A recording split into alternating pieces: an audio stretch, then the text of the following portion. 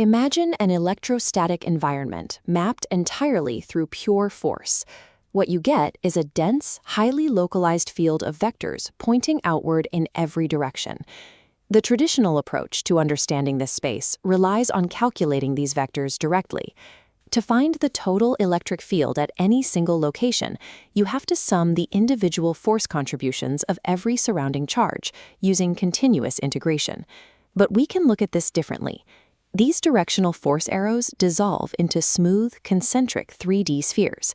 This is the scalar approach, mapping the topographical landscape of electric energy. Attempting standard integration here becomes difficult with continuous, asymmetric geometries. The math quickly becomes overwhelming. To bypass this, physics utilizes two distinct mathematical shortcuts. The first is Gauss's law, a method that uses spatial symmetry to eliminate the need for complex surface integrals. The second is the potential gradient.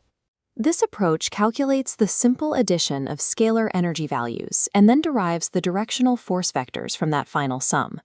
These mapping strategies describe the same geometric reality through different frames, providing different mathematical levers depending on the shape of the problem. By mastering these dual maps, we can translate difficult three-dimensional calculus constraints into straightforward algebraic logic. Electric flux measures field lines passing through an area, calculated using the field strength, area, and angle to the outward normal. Gauss's law states total flux through a closed boundary depends only on enclosed charge. Outside charges contribute zero net flux. The utility of Gauss's law lies in the shape of that closed boundary.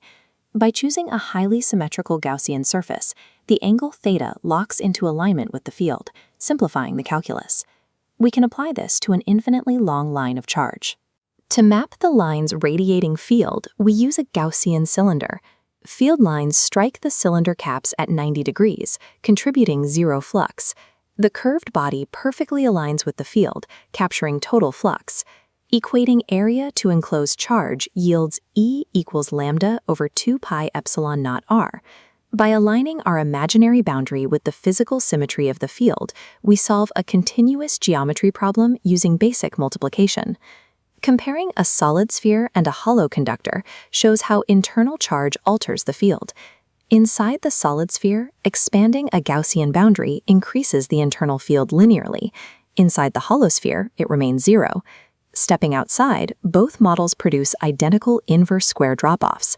The internal distribution of the charge does not change the external force. Once you step outside an object, the total enclosed charge dictates the field, regardless of the internal structure. When we lack symmetry, we pivot to the scalar method, defining electric potential as the work done per unit of positive charge. Because potential is a scalar quantity, it obeys the superposition principle. You can calculate the potential at a point for each individual charge and add the numbers together algebraically. Equipotential surfaces in a uniform field appear as parallel planes, where moving a charge requires no work. The 3D potential gradient maps voltage changes across space. The electric field is this exact slope, pointing down the steepest decline. A steeper slope produces a stronger field. If you can map the scalar landscape of energy, the field simply follows the steepest path down the potential slope. We can synthesize Gauss's law and the potential gradient by examining a solid conductor in electrostatic equilibrium. In a conductor, charges repel each other until they reach the outer surface. If we apply a Gaussian boundary inside the material, it captures zero net charge. Because the enclosed charge is zero, the internal electric field is also zero. We can now apply the potential gradient to this zero field environment. Since the electric field is the slope of the potential and the field is zero, the slope must be zero. This means the entire interior of the conductor exists at a constant potential. This condition changes at the boundary surface, where the external electric field begins. Because the conductor's surface is at a constant voltage, the external equipotential lines must wrap tightly around its shape. The gradient tells us the field follows the steepest path.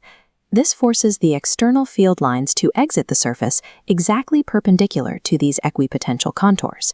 These perpendicular lines always point from the higher potential of the conductor toward the lower potential of the surrounding space. Gauss's boundary rules and the gradient slope equations describe the same physical reality.